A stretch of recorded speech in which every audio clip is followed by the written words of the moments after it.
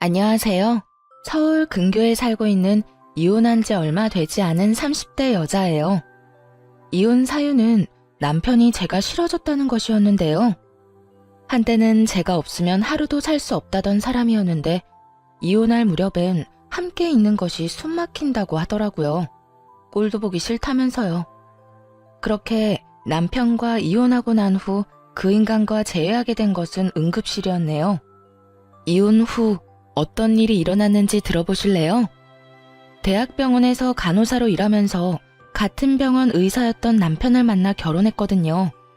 그리고 몇 년 뒤 남편은 독립해서 새 병원을 개원했고 전 여전히 대학병원 응급실에 남아 있었고요. 시댁에서는 무척 잘 대해주셨는데 그 흔한 시집살이는커녕 명절에도 바쁘면 오지 않아도 되니 한가할 때 밥이나 한 끼 먹자고 권해주실 만큼 쿨하고 열린 분들이셨어요. 덕분에 남편과는 서로의 자리에서 각자 일에 최선을 다할 수 있었죠. 남편은 시댁 부모님의 도움으로 개원할 수 있었는데 점점 자리를 잡아가고 있었고요. 그런데 병원에 환자가 늘어나면 늘어날수록 남편이 점점 변해가기 시작하더라고요. 예민한 건 둘째치고 점점 절 배우자가 아닌 도우미 정도로 여긴다는 기분이 들 때도 있었어요. 청소는 제대로 하는 거 맞아? 이불 빨래는 언제 했어? 숨 쉴 때마다 목이 쾌쾌해. 여보, 나 밤샘 근무하고 이제 들어왔어. 눈 밑에 다크서클 안 보여? 아, 그랬어? 그러면 오늘은 집에서 쉬면서 대청소랑 이불 빨래 싹 좀 해. 하는 김에 에어컨도 좀 닦고 말이야. 에어컨 청소는 주기적으로 하고 있는 거 맞지? 이 집엔 나 혼자 사는 거야? 어떻게 모든 일을 나만 해? 당신도 손 있고 발 있잖아. 심지어 당신은 야간 진료는 하지도 않잖아. 내가 밤새워 고생하고 온 날엔 당신이 살림 좀 해주면 안 돼? 나도 힘들어. 누가 당신 보고 안 힘들대? 그런데 집안일은 나보다 당신이 더 잘하기도 하잖아. 내가 해봤자 어차피 당신이 다시 하게 될 텐데 이왕 하는 거 잘하는 사람이 하면 2번 일 안 해도 되잖아. 아, 서재도 좀 치워줘. 완전 엉망진창이야. 청소뿐만이 아니었어요. 반찬 투정까지 부리더군요. 어떤 날은 반찬이 마음에 들지 않는다며 있는 대로 짜증을 내고 나가버리기도 했죠. 가장 대접도 못 받는 기분이라나 뭐라나요. 그래도 이런 남편을 보며 이해해보려고 노력했어요. 얼마나 피곤하고 힘들면 저렇게 예민해질까 하며 측은했거든요. 하지만 이런 인내심도 친정을 무시하는 태도 앞에서 결국 폭발했죠. 그날은 친정엄마의 환갑이었어요. 바쁜 남편 스케줄에 맞춰 일부러 식당을 점심시간에 예약하고 혹시나 하는 마음에 아침을 먹는 자리에서도 약속 시간과 장소를 여러 번 언급했거든요. 그런데 약속 시간이 지나도 남편은 오지 않더라고요. 연락 한 통 없이 말이에요. 결국 남편에게 전화를 걸었고 남편은 아주 태연한 목소리로 이렇게 말하더군요. 깜빡했어. 뭐? 어떻게 다른 것도 아니고 엄마 생신을 잊을 수가 있어. 내가 며칠 전부터 그리고 오늘 아침에도 이야기했잖아. 귀에 딱지 앉을 것 같으니 그만 이야기하라고 했던 게 당신이야. 그런데 뭐? 깜빡했어? 바쁘다 보면 그럴 수도 있지. 돈 좀 보낼 테니까 장모님 드려. 뭐? 안 오겠다는 말이야? 지금이라도 와서 얼굴 비추고 가. 지금 점심시간이잖아. 점심시간이라고 마냥 노는 줄 아냐? 지금도 할 일이 태산이거든. 아휴, 뭘 알아야 대화가 통하지. 하여튼 난 못 가니까 당신네 식구끼리 좋은 시간 보내. 그 순간 이성의 끈이 뚝 하고 끊기는 느낌이었어요. 바로 남편의 병원으로 찾아갔고 거기서 본 풍경에 어이가 없었네요. 바쁘다던 남편놈은 간호사들과 모여 앉아 시시덕거리며 커피를 마시고 있더군요. 생각 같아서는 그 자리에서 남편에게 따져묻고 싶었지만 차마 입이 떨어지지 않더라고요. 남편의 체면도 있었지만 제 얼굴에 침 뱉는 짓이란 걸 알고 있었으니까요. 가까스로 화를 참고 남편과 함께 진료실에 들어갔어요. 아니, 여기는 왜 쫓아온 거야? 몰라서 물어? 바쁘다며. 당신한텐 커피 마시는 일이 바쁜 일이니? 다른 날도 아니고 환갑이야, 환갑. 그런 날에 간단하게 점심 한 끼 먹는 것도 그렇게 힘이 들어? 아, 깜빡했다고 했잖아. 이미 늦었는데 가봤자 눈치밖에 더 보여? 괜히 내가 가서 분위기 망칠 바엔 안 가는 게 서로 좋잖아. 지금 그걸 말이라고 해? 당신 일정 맞춘다고 이 근처로 예약했고 시간도 일부러 점심시간으로 잡은 거야. 그런데 당신이 빠지는 게 말이 돼? 그까지 환갑이 뭐라고 이 유난을 떨어? 그냥 생일이잖아. 1년에 한 번씩 있는 생일. 그까지 생일 때문에 병원까지 찾아와서 피곤한 사람 붙잡고 큰 소리 내야겠어? 남편은 미안하단 말 한마디 없이 당당한 태도였고, 그런 남편의 손에 들린 커피를 빼앗아 그 당당한 얼굴에 뿌려버렸어요. 야, 너 이게 뭐 하는 짓이야? 정신 차리라고. 내가 요즘 당신 힘들다고 다 이해해주니까 나나 우리 집이 우습게 보이나 본데 정신 차려. 그날 밤 남편은 집으로 들어오지 않았어요. 남편의 첫 외박이 있던 날이었네요. 도대체 언제부터 사이가 이 지경이 되었는지 가늠도 되지 않더라고요. 복잡한 생각에 잠겨 째깍째깍 흘러가는 시간을 보며 애를 태우던 그때 시모에게서 전화가 왔어요. 아가, 어제 사돈은 잘 만나고 왔니? 좋은 시간 보냈어? 다정한 시모의 목소리를 듣는데 참았던 눈물이 터져 나왔네요.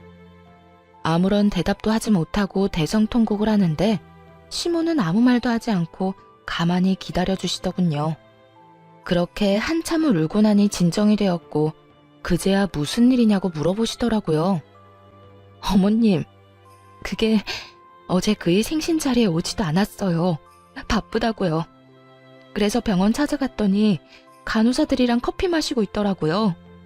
그 모습이 너무 화가 나서 얼굴에 커피를 부어버렸는데 자기도 화가 많이 났는지 집에 안 들어왔어요. 뭐? 그러면 외박을 했단 말이야? 네. 병원 일로 점점 예민해지기 시작하더니 이젠 뭘 어떻게 해야 할지 모르겠어요. 이 녀석이? 우리가 알아서 할 테니 넌 가만히 있거라.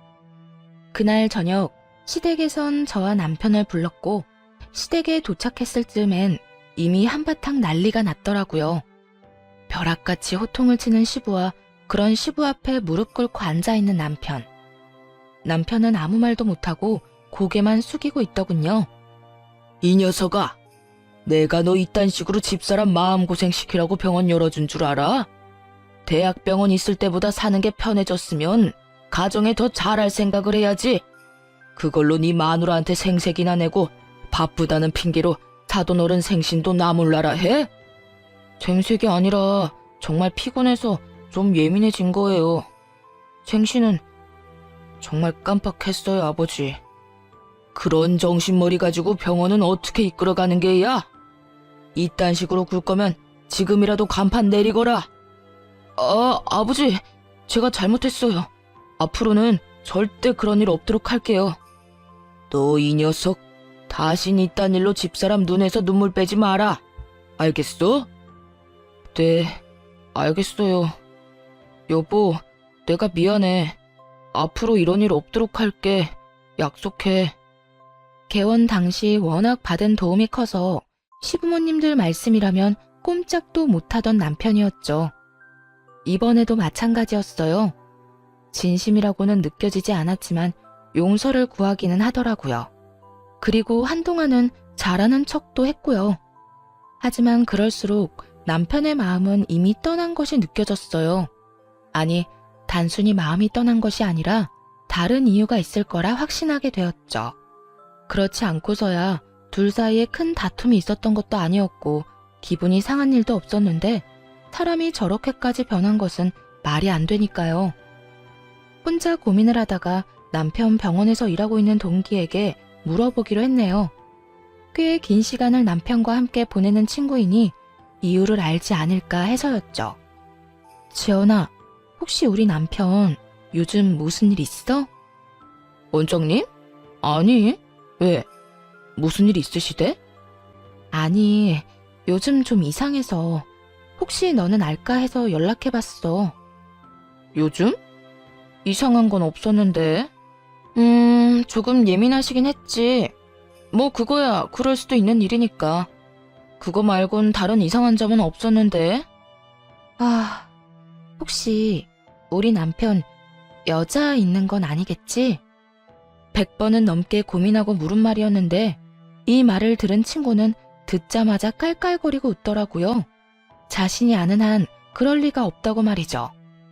뭐? 넌 말이 되는 소리를 해. 네 남편을 어떻게 나보다 더 모르니? 네 남편 매일 병원에서 살다시피 하고 진료 끝나면 바로 집에 가는데 친구들도 점심시간에 잠시 병원에 와서 보고 가는 게 전부고 따로 약속 잡는 일도 없으신 것 같고 말이야. 너도 요즘 많이 피곤한가 보다 그런 생각까지 하는 거 보면. 그러지 말고 쉬는 날에 잠이나 좀 푹 자. 서로 예민하다 보면 자주 부딪히고 또 그러다 보면 별 생각이 다 드는 법이야. 그래 알겠어. 우리 남편한텐 내가 이런 이야기 한 거 비밀로 해줘? 당연하지. 얼른 좀 쉬어. 믿었던 친구였어요. 동기들 가운데서도 친했고 무엇보다 유부녀이기에 이런 마음을 더 잘 이해하고 상황을 객관적으로 볼 거라 생각했죠. 그런 친구의 조언을 듣고 나서도 이상한 기분은 사라지지 않았지만요. 그래서 결국 남편의 뒷조사를 시작했네요. 다들 뒷조사만 했다 하면 무슨 판도라 상자 열리듯 남편이 숨기고 있던 모든 것이 밝혀지곤 하던데 아니었어요. 허무할 정도로 아무것도 없더라고요. 친구의 말처럼 병원과 집을 오가는 단순한 생활의 반복이었거든요.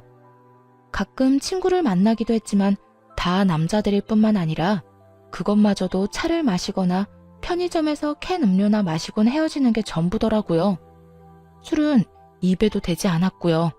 병원에서 회식을 해도 1차에서 끝내곤 혼자 병원에 들러 나머지 일을 보곤 집으로 돌아오곤 했더군요. 딱히 뭐가 나오지 않아 다행스럽긴 했지만 정작 아무것도 나오지 않으니 환장할 노릇이었어요. 남편은 여전히 이상하게 변해만 갔으니까요. 그렇게 감정이 요동을 지던 어느 날 남편 입에서 결국 이혼이란 말이 나오고야 말더군요. 그날은 웬일로 남편이 함께 외출을 하자고 하더군요. 밖에서 맛있는 것도 먹고 산책도 좀 하자고요. 그간 좀 소원하긴 했어도 다시 잘 지내볼 생각은 있구나 하는 마음에 한껏 꾸며입고 외출길에 나섰죠. 들떠서 밝은 목소리인 저와는 달리 남편은 건성건성 대답만 하더라고요. 여보, 여기 진짜 오랜만이다. 여기 기억나? 여기서 우리 첫 데이트 했었잖아. 기억해. 그때 우리 둘 다 밤새고 씻지도 못하고 와서는 어떻게든 데이트 좀 해보겠다고 샷 왕창 추가해서 먹고 버텼는데 부부가 돼서 오니 감회가 새롭다. 그렇지? 그렇긴 하네. 기계를 가져와도 이것보단 다채로운 대화가 될 것이라는 생각이 들면서 화가 치밀어 오르더라고요. 이따위로 굴 거면 다른 곳도 아닌 우리의 추억이 있는 곳으로 오지나 말지. 이게 무슨 사람 하나 바보 만드는 짓인가 했죠. 기분이 상해 바로 자리에서 일어나 집으로 돌아와 버렸고 남편 역시 저를 뒤쫓아 집으로 돌아왔고요. 당신 진짜 나한테 왜 그래? 내가 뭘? 내가 뭘? 할 말 있으면 똑바로 말해. 하루 종일 사람 데리고 다니면서 정신은 다른 곳에 있었잖아. 꼭 똥마려운 강아지처럼. 내 눈치는 이리저리 살피면서 그러면서도 또 멍하니 딴 생각만 하고. 난 오늘 당신이 앞으로 잘 살아보자는 마음으로 산책하자고 한 줄 알았어. 오늘 간 곳이 죄다 우리한테 좋은 추억만 가득했던 곳이니까. 그런데 당신은 시큰둥해선 대답만 겨우 하고 나만 들떠있고. 그게 뭐야 도대체? 그럴 거면 왜 굳이 나가자고 한 거야? 입으로 뱉고 나니 정말 하루 종일 무얼했나 싶더라고요. 화가 많이 나 씩씩거리는 저를 남편은 한참 바라보더니 이내 하루 종일 품고 있던 말을 꺼내기 시작하더라고요. 내가 많이 고민해봤는데 우리 이혼하자. 나 더는 이렇게 못 살겠어. 목소리에 미안함이라곤 찾아볼 수가 없더라고요. 마치 제가 유책 배우자라도 된다는 듯 말이에요. 이혼? 지금 이혼이라고 한 것 같은데 내가 제대로 들은 거 맞아? 이혼하자고. 나 이제 당신이랑 사는 거 너무 힘들어. 그러니까 오늘 하루 종일 한 짓이 사실은 데이트가 아니라 당신 마음 정리할 시간이 필요했던 거네? 말하자면 마지막 점검 같은 거였어. 맞아? 뭐 그런 건 아닌데 당신하고 돌아다니면서 마음이 더 확고해지긴 했어. 내가 뭘 어떻게 했다고 그렇게 힘들어? 내가 당신을 힘들게 해? 그냥 당신이랑 같이 사는 것 자체가 힘들어. 당신이 뭘 잘못한 게 아니라 그냥 내가 이제 당신을 안 사랑해. 마음이 다 찢어지게 상처가 되는 말을 참 무덤덤하게도 하더군요. 마치 책을 읽듯 아무런 감정도 없이요. 그래도 함께한 세월이 얼만데 남은 정도 없다는 듯 말이에요. 이젠 사랑하지 않으니 이혼하자는 말을 듣는데 스스로가 너무나도 초라하고 또 비참하더라고요. 그리고 문득 나는 이 사람을 사랑하나? 하는 생각을 해봤어요. 그런데 저 역시 이 사람을 사랑하고 있진 않더라고요. 그냥 내가 한 선택이니 그냥 저냥 되는 대로 맞춰가며 어떻게든 살고 있었던 거죠.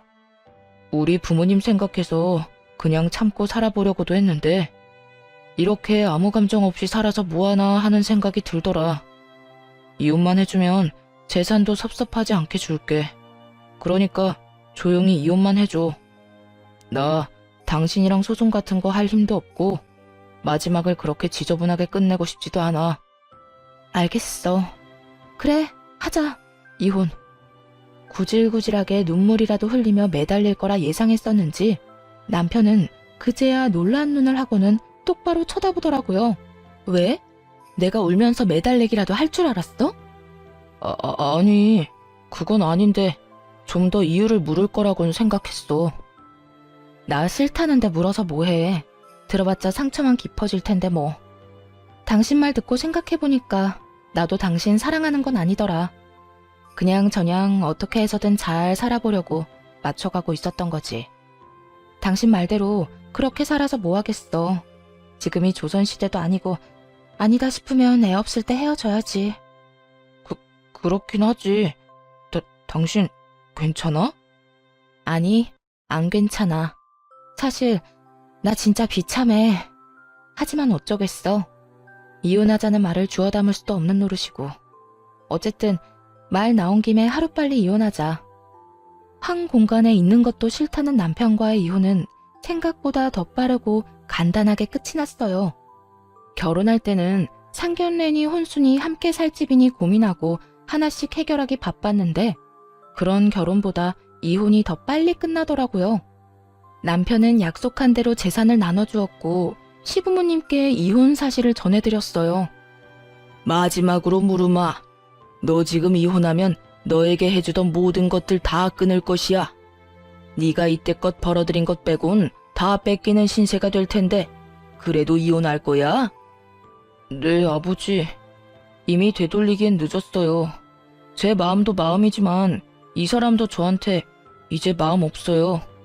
한 공간에 있는 게 숨이 턱턱 막히기 싫은데 어떻게 같이 살겠어요. 남편의 말을 들은 시부는 저의 생각을 조심스럽게 물으시더군요. 아가, 네 생각도 같다 이거니? 네. 제가 싫다는 이 사람 말 듣고 생각해보니 별반 다르지 않은 마음이더라고요. 당시엔 싫은 마음까진 아니었지만 그렇다고 해서 좋은 마음도 아니었어요. 무엇보다 제가 그렇게도 싫다는 사람하고 저도 살고 싶지 않아요, 아버님. 일이 이렇게 돼서 죄송해요.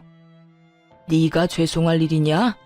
우리가 자식을 잘못 키워 네가 마음고생 많이 했겠구나. 우리가 미안하다, 아가. 아니에요. 두 분은 최선을 다해 잘해주셨는걸요.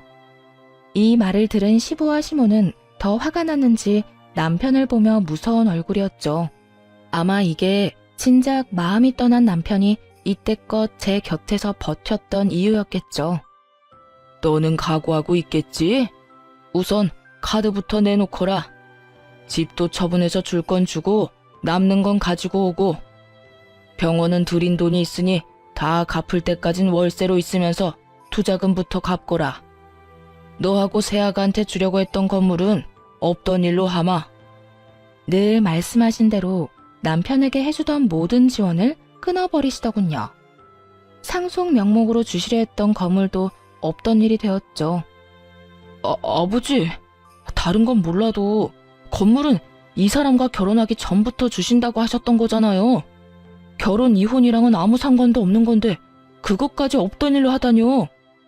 네 이놈, 네 놈이 뭐 하나라도 받고 싶었으면 이토록 당당한 태도가 아니었어야지. 네 놈이 오늘 여기 와서 적어도 미안한 기색이라도 내비쳤다면 내 당장은 아니더라도 훗날 언젠가 건물은 주려고 했다. 그런데 지금 미안한 척만 하지 진심 어린 반성이란 없지 않느냐? 겉으로 나타나는 게 그 정도인데 네 속은 오죽하겠어. 모르긴 몰라도 잔치가 열려도 10대 번은 더 열렸겠지. 아니에요. 저도 마음이 편치만은 않다고요. 변하진 않아도 미안하지도 않다는 뜻으로 들리는구나. 아니요. 저도 죄송하고 미안해요. 진심이에요.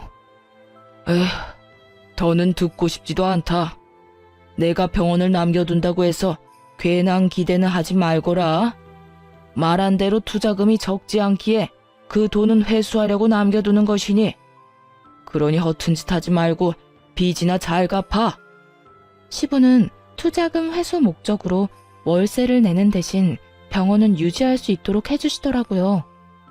이미 마음 떠난 사람과 이혼하면서 재산이라도 넉넉히 받아왔으니 그만하면 괜찮은 이혼이다 싶었죠. 거기에다 남편이 가진 것까지 다 신기루가 되어 사라졌으니 복수도 이만하면 되었다고 생각하기도 했습니다. 비록 제대로 된 이유는 끝까지 알 수 없었지만 말이에요. 단순히 이제 사랑하지 않는다는 이유로 이혼하겠다는 말을 그대로 믿은 것은 아니었기에 더 조사를 해봤지만 아무리 찾아봐도 이렇다 할 만한 것은 나오지 않았거든요. 하지만 하늘은 저와는 생각이 달랐나 봅니다. 운명의 장난인지 전 남편과 이혼하고 2달쯤 뒤 이혼의 진짜 이유를 알게 되었으니까요. 그리고 제대로 된 복수도 하게 되었고요. 그날도 응급실에서 근무를 하고 있었어요. 크고 작은 사고가 많은 응급실이라 늘 긴장된 상태로 대기하는 편인데 그날따라 유난히 심하게 두근거리더라고요. 오늘따라 왜 이렇게 안절부절 못해? 집에 무슨 일 있어? 이혼한 돌싱녀가 집에 일이 있을 게 뭐가 있어. 그냥 계속 뭐가 이상해. 느낌이 싸해. 그렇게 주변에서도 제 불안을 느낄 정도의 싸한 예감이 이어지던 그때 큰 교통사고로 인해 긴급한 상황의 환자가 연이어 들어오더군요. 급하게 환자를 향해 달려갔고 환자의 얼굴을 확인하고는 그 자리에서 아무것도 못한 채 멍하니 서 있을 수밖에 없었습니다. 그 환자는 바로 남편과 제 동기 친구였거든요. 전 남편의 호의로 한 차에 타고 있었다기엔 새벽 3시에 가까운 시간. 누가 봐도 불륜임을 알 수 있는 상황이었어요. 심지어 임신 상태더군요. 아빠가 누구인지 쉽게 확인할 수도 없는 아이를 말이죠. 멍해서 억장이 무너지는 기분조차 들지 않더라고요. 아니, 오히려 그제야 왜 이혼까지 하게 되었는지 이해가 되며 속이 뻥 뚫리는 기분마저 들었어요. 배신감이요? 그딴 감정도 들지 않았어요. 그저 2사람이 저를 속이고 어떻게 외도를 저질러 왔는지 그 과정이 머릿속에 쉽게 그려지더라고요. 흥신소에서도 2사람의 외도 증거를 잡지 못한 이유는 병원에 있었죠. 병원에는 뒷문이 있었는데 간호사들도 알지 못하는 전 남편의 진료실 뒤편에 있는 작은 문이었어요. 상간녀는 그곳으로 몰래 오가며 남편과 불륜을 저질렀던 거죠. 우선 상간녀의 남편과 전 시부모님들을 병원으로 불렀어요. 상간녀의 남편 역시 알고 지내던 의사였던지라 연락처가 다 있기도 했고 2사람의 외도에 대해 다른 증거 없이도 설명할 수 있는 장소이자 상황이라 판단했기 때문이었어요. 더불어 상황이 상황인지라 전 남편에겐 보호자가 필요한 순간이기도 했고요. 제일 처음 병원에 도착한 것은 전 시부모님들이었어요. 어찌나 놀라셨는지 신발도 제대로 신지 못하고 오셨더군요. 아가야, 이게 무슨 일이니? 우리 아들이 사고라니? 얼마나 큰 사고길래? 그게 상황이 좋지 않아요. 일단 제가 사인해서 수술은 들어갔는데 어떻게 될지. 저도 장담할 수가 없어요, 어머님. 어쩌니? 이 새벽에 왜 운전을 하고 돌아다닌 게야? 혼자였니? 아니면 누가 옆에 있었니? 그게 혼자는 아니었어요. 전 시모는 저의 곤란한 표정을 보더니 말하지 않아도 안다는 듯 손을 꽉 잡으셨고 전 시부는 두 눈을 질끈 감으시더군요. 저보다도 두 분이 더 상처를 받으신 듯 잡은 두 손이 미세하게 떨리고 있더라고요. 전 괜찮아요. 그런데 그 사람 상태가 생각보다 좋지 않아요. 일단 다른 건 생각하지 마시고 지금은 수술 생각만 하기로 해요. 보호자 대기실 저쪽에 있으니 가셔서 몸부터 좀 녹이세요. 그래, 일단은 애 몸부터 생각합시다. 아가, 너도 얼굴이 좋지 않아. 따뜻한 것 좀 마시고 일하거라. 응? 네, 아버님. 그렇게 전 남편의 상태를 전하고 두 분을 진정시키고 응급실로 돌아왔는데 상간녀의 남편이 뛰어들어오더군요. 가운을 입고 뛰어들어오는 걸 보니 병원에 있다가 달려오는 길인 듯 했어요. 수민 씨, 우리 지연이 많이 다쳤어? 걱정하며 뛰어들어오는 상간녀의 남편을 보며 고민이 되지 않았던 건 아니었어요. 굳이 둘의 불륜 사실을 지금 밝히는 게 맞을까 해서요. 그런데 지금 이야기하지 못하면 나중은 없을 듯 했고 그렇다고 덮고 지나갈 만큼 바보는 되고 싶지 않았어요. 그래서 결심했죠. 그 순간에 모든 사실을 밝히기로요. 그게 지연이는 그나마 괜찮은데 우리 전 남편이 많이 다쳤어요. 함께 있었더라고요. 전 남편이라면 그러면 둘이 같이 차 타고 가다가 사고가 났단 말이야? 지금 이 시간에 두 사람이 함께 있을 일이 뭐가 있어? 설마 아니지? 믿을 수 없다는 듯 멍하니 바라보는 상간녀의 남편을 보는데 그 심정이 이해가 되더라고요. 갑작스럽게 이혼 통보를 들었을 때가 떠오르며 말이죠. 절로 나오는 한숨을 내쉬며 다른 사실을 알려주었어요. 바로 상간녀의 임신 소식 말입니다. 그 설마가 사람 잡았네요. 엑스레이 찍기 전에 혹시 몰라서 검사했는데 지연이 임신이더라고요.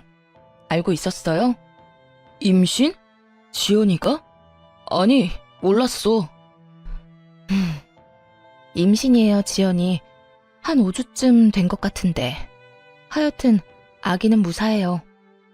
상간녀의 남편은 대답이 없었고 저 역시 더는 할 수 있는 말이 없더라고요. 비교적 적게 다친 상간녀가 급한 치료를 마치고는 자신의 남편을 향해 다가왔거든요. 여보, 어떻게 알고 여기까지 온 거야? 지금 병원에 있어야 하는 거 아니야? 지금 그게 중요해? 당신 바람 피우고 있었어? 어? 그게 무슨 말이야? 바람이 아니면 지금 이 시간에 당신이 왜 최 원장이랑 한 차를 타고 가다가 사고가 나? 그게 말이야? 됐어. 많이 다친 거 아니지? 치료 받을 거 받고 퇴원하는 대로 이혼 준비나 해. 나도 바빠서 병원 가야 하니까. 상간녀의 남편은 더는 말을 섞고 싶지도 않다는 듯 상간녀의 말을 잘라버리고 병원 밖으로 나가버렸어요. 상간녀는 그제야 제가 보이는 듯 언성을 높이며 따지고 들더라고요. 네가 우리 남편 불렀니? 응. 알다시피 보호자가 필요한 순간이라서 말이야. 때마침 연락처도 알고 있어서 불렀는데 왜? 왜? 지금 왜라는 말이 나와? 네 가정 깨졌다고 내 가정까지 깨겠다는 심보야? 야, 말은 바로 해. 내 가정도 네가, 네 가정도 네가 깬 거야. 애초에 바람 피운 연놈은 너랑 저 새끼인데 왜 애꿎은 내 탓을 해? 네가 내 남편을 불렀으니까. 그러게, 누가 사고가 나래? 아니, 누가 바람을 피우래? 너도 참 뻔뻔하다. 어떻게 나한테 그딴 걸 따질 생각을 해? 검사 받으면서 양심도 같이 두고 왔니? 정신 차려, 이 상간녀야. 넌 상간녀 중에서도 악질이야. 어떻게 동기 남편이랑 그딴 짓을 저질러? 그러면서 뭐? 원장님은 바람 피울 리가 없다고? 내가 발 동동 구르며 너한테 고민 상담할 때 내가 얼마나 웃었을까? 다른 사람도 아닌 당사자한테 그걸 묻고 있었으니 말이다. 너도 알지? 지금도 상간녀 소송은 가능하다는 거. 그냥 넘어갈 생각 없으니까 각오하는 게 좋을 거야. 상간녀는 온갖 거친 말들을 쏟아내기 시작했는데 그냥 무시하고 일터로 돌아왔어요. 그 새벽이 어떻게 지나갔는지도 모르게 시간은 흘렀죠. 그 후 상간녀는 이혼을 하게 되었더라고요. 듣기론 막상 이혼이 진행되자 상간녀는 담담하게 그 상황을 받아들이고 이혼했다더군요. 하긴 뱃속에 애도 있으니 나름 현명한 판단을 한 것이었겠죠. 그 아기로 인해 앞으로 어떤 일이 일어날지도 모르고 말이죠. 저 역시 상간녀를 상대로 위자료를 청구했고 이혼은 순순히 했으면서도 위자료는 주기 싫었는지 다시금 찾아와 득달같이 따지고 들더라고요. 뻔뻔하게도 말이죠. 야, 너 꼭 이렇게까지 해야겠어? 너 때문에 나까지 이혼하는 꼴 봤으면 됐잖아. 그랬으면 됐지. 꼭 상간녀 소송까지 해야겠어? 넌 이미 이혼도 했잖아. 어찌나 뻔뻔한지 얼굴에 침이라도 뱉어주고 싶은 마음이었네요. 그냥 내쫓아버릴까 하는 생각이 들기도 했지만 뱉어내는 말들이 너무나도 주옥 같아 대꾸하지 않고는 못 견디겠더군요. 이혼하면 너희가 바람 피우는 게 없던 일이 되니?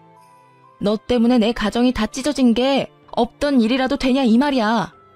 그렇게 소송이 무섭고 돈이 아까웠으면 애초에 그딴 짓은 하지 말았어야지. 여기까지 찾아올 정성으로 차라리 용서를 구해보지 그랬어. 그랬으면 지금 이런 일은 없었을 텐데 말이야. 뭐 이미 늦었지만.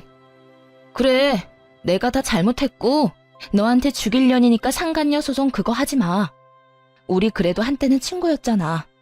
그러니까 소송만은 하지 말아줘. 응? 상간녀는 애원에 가까운 부탁을 했지만 소용없는 짓이었죠. 결국 소송을 통해 위자료를 받아냈으니까요. 이제 남은 것은 전 남편이었어요. 전 남편의 상황은 생각보다 더 좋지 않았어요. 도대체 어떻게 사고가 난 것인지 하반신 불구는 물론이고 상반신도 한쪽은 마비 증상이 있는 상태였어요. 의사 생활은 물론이고 일상생활에도 불편함을 겪을 정도였죠. 즉, 장애인으로 살아가야 할 신세가 되었습니다. 그런 신세가 된 전 남편을 보는 것은 전혀 슬프지 않았는데 슬퍼하는 전 시부모님을 지켜보는 것은 힘들더라고요. 아무래도 그간 친부모님처럼 잘 대해주신 분들이니까요. 그래서 전 남편의 곁을 지키는 두 분을 챙기기 시작했고 그런 행동에 상간녀가 안달이 난 모양이더라고요. 혹시나 전 남편을 빼앗길까 조바심이 들었는지 어느 날은 전 시부모님 앞에 무릎을 꿇고 앉아 절절한 사랑 고백을 하더군요. 저희가 비록 시작은 옳지 않았으나 마음만큼은 정말 진심이었어요. 저 원장님 진심으로 사랑해요. 그래서 뭘 어쩌란 말이니? 너를 며느리로 받아달라 이 말이니? 네 눈엔 제 불구된 거 안 보이니? 그래도 상관없다 이거야? 네, 저는 상관없어요. 원장님 상황이 어떻든 전 원장님을 사랑해요, 어머님.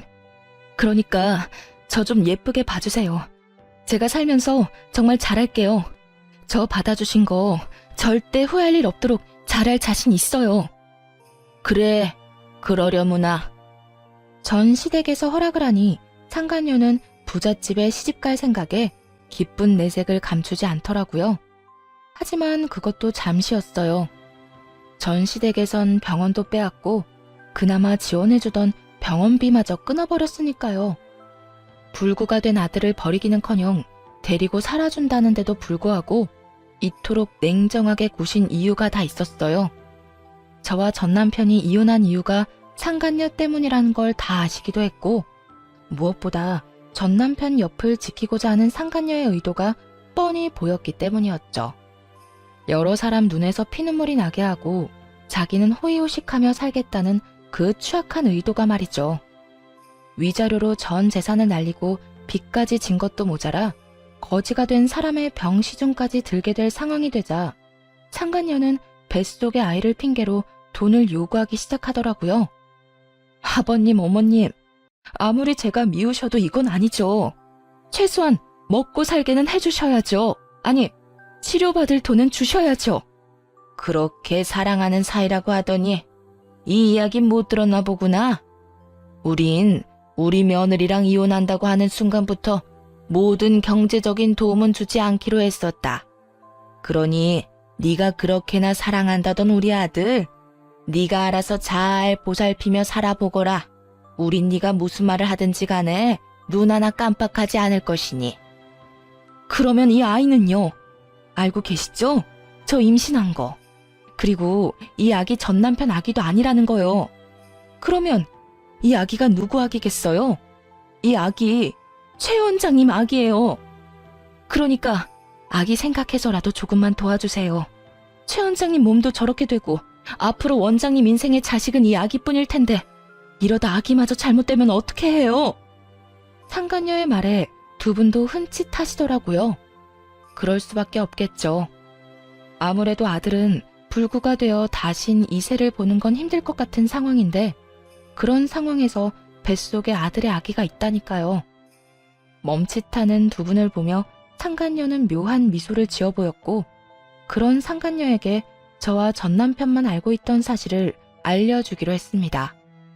차마 부모님께도 말씀드리지 못한 사실을요. 야, 헛소리 좀 작작해. 네 뱃속의 아기가 그 사람 아기라고? 웃기고 있네. 내 전 남편 아기 못 가져. 뭐라고? 그게 무슨 말이야? 배웠다는 사람이 이것도 못 알아들어? 네가 그렇게 사랑한다던 최 원장 무정자증이라 아기 못 가진다고. 그래요. 전 남편은 무정자증이었어요. 결혼 2년 차에 자연 임신이 되지 않아서 병원에서 알게 된 사실이었죠. 부모님이 아시면 너무 속상해하실 것 같아 일단 숨기며 이세에 대한 마음은 그때 접었고요. 그런데 그런 사실을 모른 채 전 남편의 아기라고 우겨대니 참 기가 다 막히더라고요. 모든 사실이 밝혀지자 상간녀는 고함을 질러대며 끝까지 저를 모함하기 시작했어요. 거짓말 하지 마. 너 지금 나랑 이 사람 잘 먹고 잘 살까봐 일부러 없는 말 지어내는 거지? 난 분명히 원장님 아기를 가졌는데 무정자증이라니. 아니, 무정자증이라도 가능성은 있는 거잖아. 참 가능성이 있겠다. 그렇게라도 우겨보고 싶은 것 같은데 우길 걸 우겨. 정 우기고 싶으면 나처럼 증거를 내밀어 보든지. 들어보니 네 전 남편 아기도 아니라던데 도대체 남자가 몇 명인 거니? 어디 숨겨둔 원장이 또 있기라도 한 거야? 뭐야? 너 지금 누굴 모함하는 거야? 그렇잖아.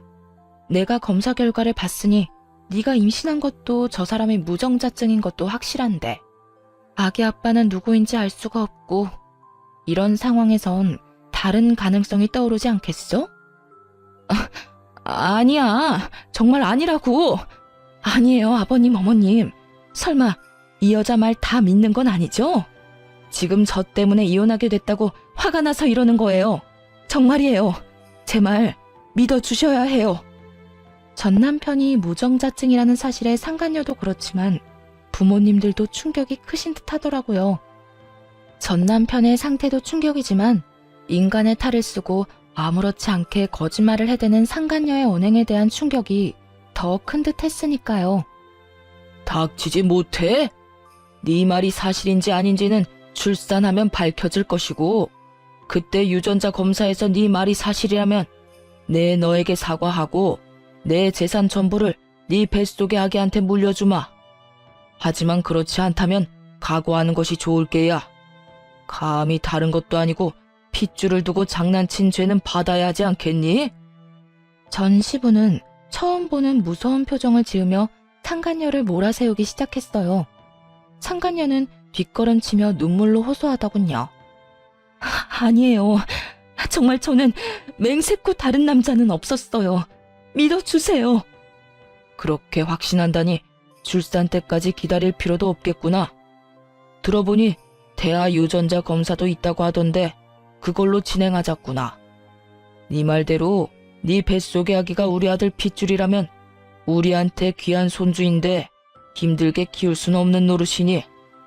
말을 끝낸 전 시부는 눈짓으로 상간녀를 붙잡아달라고 부탁해왔고 전 상간녀를 붙잡았어요. 붙잡힌 상간녀는 발악하며 고함을 질러대더라고요. 이거 놔! 이거 놓으라고! 너 태아 유전자 검사가 쉬운 줄 알아? 아직 합법으로 정해진 것도 아니라고! 이거 놔! 이거 놓으라고! 다 널 위해서 이러는 거야. 홀몸도 아닌데 합법이든 불법이든 빨리 검사해서 확실해지면 돈도 펑펑 쓰고 너도 아기도 좋은 거 아니야? 당당하다는 애가 왜 이래? 이거 놔! 혼비백산. 말 그대로 아수라장이었네요. 상간녀는 있는 힘껏 저를 뿌리치고 도망쳤는데 그런 상간녀의 모습을 설명하기에 딱 어울리는 말이더군요. 마치 넋이 나간 사람처럼 정신없이 도망치는데 그 꼴 참 보기 좋다 싶었네요. 그 후 상간녀의 소식이 들려온 건 정확히 1년 뒤였어요. 아기를 안고 자신의 전남편 앞에 나타난 상간녀는 뻔뻔히도 임신 주수를 착각했었다며 이번에는 전남편의 아기라고 우겨댔다고 하더라고요. 순순히 넘어갈 리 없었던 전남편은 유전자 검사를 했고 결과는 당연하게도 그와는 일치하지 않는 것으로 나왔다고 하네요. 그래서 다시 한번 떠들썩했다고 동기들이 알려주더군요. 이야기 들었어? 그 상간녀가 안고 온 아기 전남편 아기도 아니래. 이번에 우리 병원에서 유전자 검사했는데 또 불일치. 그래서 난리도 아니었어. 상간녀는 무조건 검사가 잘못됐다고 하고 전남편은 꺼지라고 소리 지르고 전남편은 아니라고 생각하면서도 살짝 기대한 모양이더라고. 하기야 그렇게 당당하게 아기 안고 나타났으니 나라도 기대는 하겠다. 좀 당당했어야지. 뻔뻔하기는 진짜 뻔뻔하다. 금방 밝혀질 거짓말을 어쩌면 그렇게 당당하게 할 수 있는지. 그나저나 네 전남편애는 확실하게 아닌 거 맞아? 확실하게 아닌 거 맞아. 그건 내가 확신할 수 있어. 그래서 걔는 어떻게 됐어? 어떻게 되긴 또 주랭랑 쳤지 뭐. 사기죄로 고소한다는 말까지 나오니까 겁났는지 도망가더라. 들어보니까 친정에서도 남 부끄럽다고 나 몰라라 한다던데. 꿀 좋다. 그러게 다른 사람도 아니고 너한테 그딴 짓을 하래? 벌 제대로 받는 거야. 네 전남편도 그렇고 그 상간녀도 그렇고. 그러면서 진짜 아기 아빠는 누구인가에 대해 한동안 입방아에 오르락내리락거리기도 했죠. 한바탕 소동이 끝나고 전남편은 병원에서 퇴원해 요양원으로 가게 되었어요. 아무래도 집에서는 관리가 힘들고 재활도 함께 진행해야 하니 요양원에서 지내며 전문가들의 도움을 받기로 한 것이죠. 휠체어 신세가 된 전남편을 보니 아무래도 마음이 좋진 않았는데 그런 마음조차 확 날아갈 만한 일이 있었네요. 퇴원하는 날 저를 향해 갖은 악다구니를 쏟아냈으니까요. 또 내가 이 꼴이 돼서 속으론 통쾌하지? 아니, 내가 교통사고 난 것도 네가 속으로 빌고 또 빌어서 그렇게 된 거 아니야? 악밖에 남지 않은 전남편의 말을 듣는데 정신이 확 들었어요. 저딴 인간에게 동정심을 남기다니 참 순진하고 멍청했구나 하는 생각도 들더군요. 야, 정신 차려. 네가 알다시피 나 무당 아니고 간호사야. 네가 말아먹은 네 신세 내 탓으로 돌릴 생각 말고 재활이나 잘 받아. 이제 옆에서 도와줄 여자도 없는데 혼자 잘 살아가야 할 거 아니야. 야, 너 진짜 내가 가만 둘 것 같아? 네가 가만 안 두면 어쩔 건데? 네가 인간이라면 나한테 이러면 안 되는 거 몰라? 내 인생 망친 것도 모자라 본인 인생도 그따위로 망쳐놨으면 이제라도 반성이란 걸 하고 좀 똑바로 살아. 내가 뭘 그렇게 잘못했는데? 설사 내가 잘못했다고 쳐도 이런 신세가 될 만큼 잘못한 건 아니잖아. 난 억울해. 억울하다고. 난 너 때문에 하루아침에 가정도 깨지고 인생도 망가졌어. 내 잘못은 하나도 없었는데 내 마음은 산산조각이 났다고. 그런 내 앞에서 네 억울함을 호소하고 싶니? 내 원망이나 하고 싶냐고. 넌 정말 끝까지 나에 대한 배려나 미안함 따위는 전혀 없구나. 너야말로 어떻게 나한테 이렇게까지 해. 이혼할 때도 나지 않았던 눈물이 그제야 나더라고요. 울면서 고함을 질러대자 전 남편도 그제야 정신을 차린 듯 멍하니 바라보더군요. 놀랍기도 했겠죠. 울며 불며 매달릴 거라 생각했던 순간엔 눈물 한 방울 흘리지 않던 여자가 악다구니를 쓰고 달려들어야 할 순간에 눈물을 흘리니 당신은 부모님 보기 부끄럽지도 않아? 어떻게 마지막까지 이런 꼴을 보일 수가 있어? 나한테나 부모님한테나. 다리만 망가진 채로 살아. 마음까지 망가뜨리지 말고. 본인 말고 부모님 생각해서라도 정신 똑바로 차리고 살란 말이야. 전 남편은 그제야 뒤에 서 있는 부모님이 떠올랐는지 고개를 떨구더라고요. 그나마 부모님 생각하는 마음은 남아있어 다행이라고 생각했네요. 그 후 전 남편을 보는 일은 없었어요. 가끔 전 시부모님과는 만나 식사를 하거나 시간을 가지곤 하는데 그때도 전 남편의 이야기는 전혀 하지 않습니다. 그저 서로의 안부와 이런저런 사는 이야기를 나누며 시간을 보내고 돌아오곤 해요. 한 번은 전 시부모님께서 이런 이야기를 하시더라고요. 아가, 넌 재혼 생각은 없니? 네? 재혼이요? 아, 어머님, 무슨 그런 말씀을 하세요. 전 그런 생각 없어요. 그러지 말고 다시 잘 생각해봐. 너희 부모님도 내심 네가 다시 시작하길 원하실 거야. 우리도 그렇고 말이야. 우리 아들 잘못 때문에 그렇게 된 거지 네 잘못은 없었잖니. 세상 남자들이 다 우리 아들 같진 않아. 가정적이고 좋은 남자가 얼마나 많은데. 나이도 아직 젊은데 잘 생각해 보려무나. 너 시집 간다고 하면 혼수는 우리가 해주마. 네가 정말 딸 같아서 하는 말이야. 너무 걱정하시는 것 같아 대답은 잘 생각해 보겠다 했지만 재혼 생각은 전혀 없는 상태예요. 마음에도 정해진 양이 있다고 하는데 이미 전 남편에게 온 마음을 다 쏟은 것 같거든요. 사랑도 미움도 무관심도 말이에요. 언젠가 이 마음들이 다시 채워진다면 그때는 다시 좋은 사람을 만날 수도 있지 않을까요? 요즘 전 병원을 그만두고 휴식을 취하고 있는 중이에요. 너무 많은 일이 있기도 했고 간호사라는 직업에 대한 회의감이 들어서요. 갈림길에 서서 고민을 하는 단계라고나 할까요?